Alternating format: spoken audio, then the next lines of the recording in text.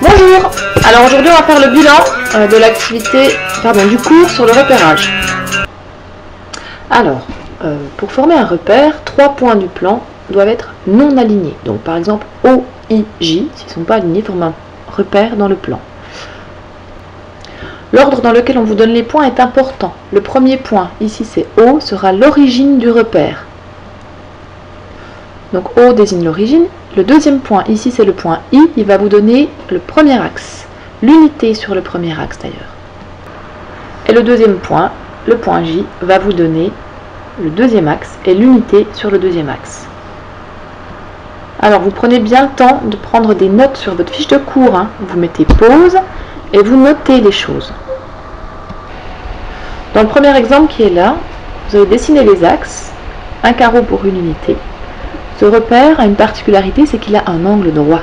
On dit que c'est un repère orthogonal. Vous voyez que ce n'est pas utile que les longueurs, les unités soient les mêmes sur les deux axes. Vous notez orthogonal. Le deuxième repère, lui, vous le dessinez également. Il a à la fois un angle droit entre les axes et la même unité, OI et OJ, sont de la même longueur. Donc la même unité sur les deux axes. On dit que c'est un repère orthonormé ou orthonormal. Même chose, hein, vous mettez pause et vous notez. Et le troisième repère qui est dessiné est un repère quelconque. OIJ est quelconque. On n'a ni angle droit ni la même unité sur les deux axes. Pour donner les coordonnées d'un point dans un repère, par exemple ici dans le repère OIJ, on va partir de l'origine, donc ici O, se déplacer jusqu'au point en suivant les unités de chaque axe. Les déplacements sur chaque axe. Alors, pour donner les coordonnées d'un point dans un repère, on va donner un couple de nombres qu'on notera xm, ym, pour dire qu'on parle du point M, qui seront les coordonnées du point M.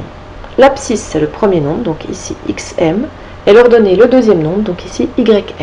Sur le repère, on a xm sur le premier axe, l'axe OI, et ym qui se trouve sur le deuxième axe, l'axe OJ. Pour trouver les coordonnées du point M, on va donc partir de l'origine, se déplacer jusqu'au point M. On voit ici qu'il nous faut prendre une fois, deux fois et même 2,4 fois la longueur OI sur le premier axe. Et on va rajouter 1,5 fois la longueur OJ sur le deuxième axe. Donc les coordonnées de M seront 2,4 et 1,5 dans ce repère-là. On va continuer avec un exemple. Donc j'ai dessiné un repère OIJ. Vous voyez que j'ai pas mis la même unité sur les deux axes, attention. Et on va travailler donc dans ce repère-là. On va donner les coordonnées de A.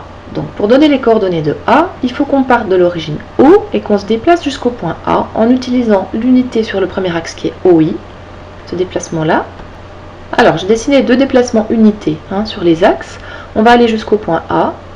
Donc on va prendre une fois, vous voyez, deux fois le déplacement OI, puis le déplacement OJ, on va le reporter 1, 2, 3, 4 fois.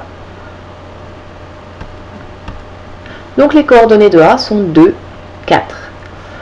Maintenant je vous laisse trouver les coordonnées de B, de C et de D dans ce repère OIJ. Vous aurez à les relever dans un petit questionnaire sur formative. Le code du QCM, c'est ERED 226. Donc vous avez à donner les coordonnées des points.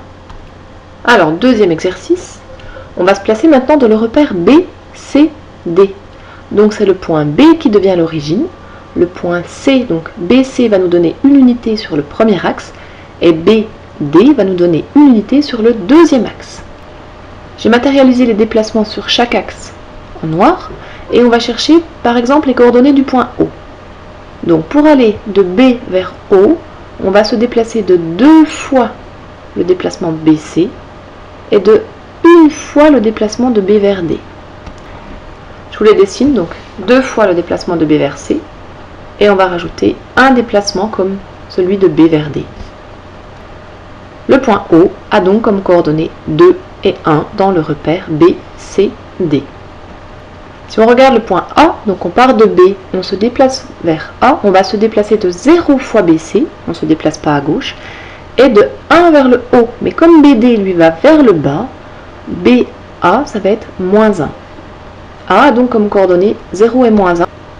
Je vais vous demander maintenant de retourner sur le questionnaire et de donner les coordonnées de E, de F, de D et de J dans le repère BCD.